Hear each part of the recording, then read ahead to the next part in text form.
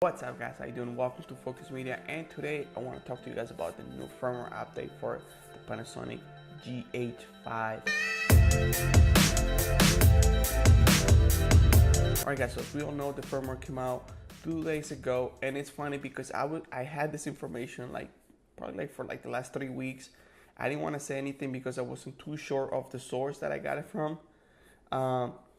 But the firmware, it's at least announced it will be out at the end of the month, which also kind of tells me that they're not still ready, because who does an announcement for a firmware update?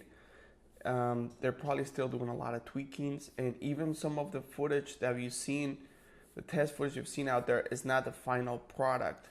So what does this mean for Gh5 users right now?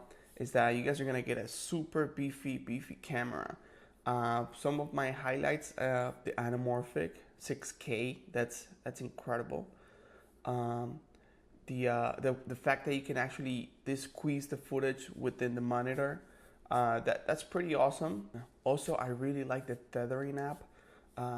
That's how I used to shoot with my Canon, and the fact that Panasonic is going in this route, it's really cool.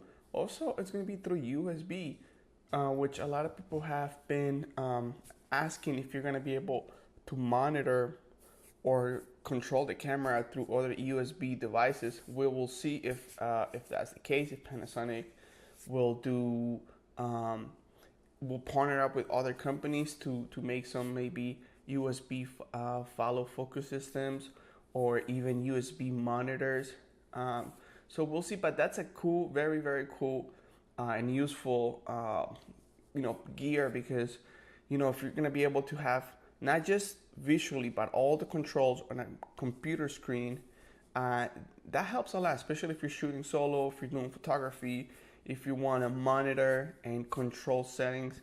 That's really good. And I just wonder if they're going to open this for all the other cameras. All the Lumix cameras can use this app, which I think is going to happen.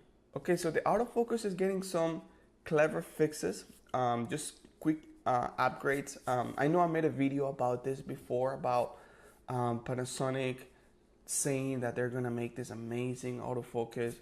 Now, there's an interview from Craft Show with one of their representatives, and I don't think that's gonna be the case, guys. This fix is gonna be very kind of like, oh, we just fixed the hunting and we just made the tracking a little bit better. But I don't think this is going to be an amazing update that is going to just revolutionize autofocus. And also, with that being said, they're also adding more manual focus features, which I think that's the best way that Panasonic can go. Instead of trying to catch up to other companies when it comes to autofocus, just give us better options to manually focus, because I think it's still the way to go. Cheyenne Crane just announced a gimbal with a follow focus. So I feel like all of these things are going to, at the end, connect together, where autofocus is not the biggest thing in the world, but the fact that you can actually manually focus more accurate and easier with all of these different devices. I think that's the way that a lot of these companies are going to go, or they're just going to be hand in hand, where autofocus is important, but manual focus is also getting more accessible to everyone. So they also added an all intra recorded mode, which is just going to give you a lot more details, and pretty much the details will be on every frame instead of on every other frame, which that's just going to make the quality so much more powerful in 6K, guys. I mean, we're talking 6K video recording, which is insane for a $2,000 camera. I mean, it's just amazing. They're also introducing HDR recording, which you need an HDR monitor to see this, but I haven't tried it myself, but apparently it's really good, and is a much better experience for everyone. It's just compared to what we use right now on TVs versus HDR, it's just night and day. So I wonder if these changes are going to start pushing more HDR more. I've been seeing more HDR capable devices. So that'll be interesting. It's pretty cool. Maybe that's the new term of the future, HDR, even though it's been out for a while. So we'll see how that looks. But again, more options for us to shoot with this camera. Okay, so they fix and improve the image stabilization, the white balance, the time-lapse mode, and just little things here on the camera. Something that this sounds kind of dumb, but it is like super exciting, at least for me. It's the guides. The fact that you can actually have guides on your screen.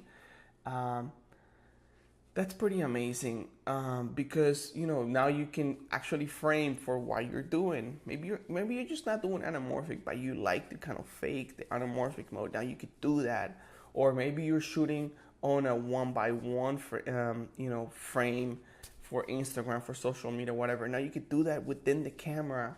And I wonder if these guys are going to be custom, if you can make your own, because imagine if you want to shoot vertical, and you can kind of like just have the guides there and always frame for that. Like, that's amazing.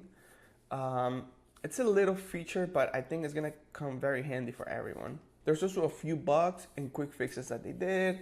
Some of them have to do with function buttons. Some of them have to do with photo modes. I guess we'll have to wait and see how good this firmware is. Like I said, it just says at the end of September. That means that they're not ready. They're probably just send this firmware to a bunch of people and they're testing it out.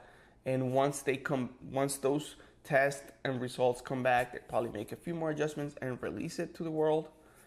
That's very exciting. So guys, this is pretty cool news. If you guys own a Gh5, it's like you just got Christmas earlier. And if you're like me, you're looking to buy a Gh5, this camera is getting better and better.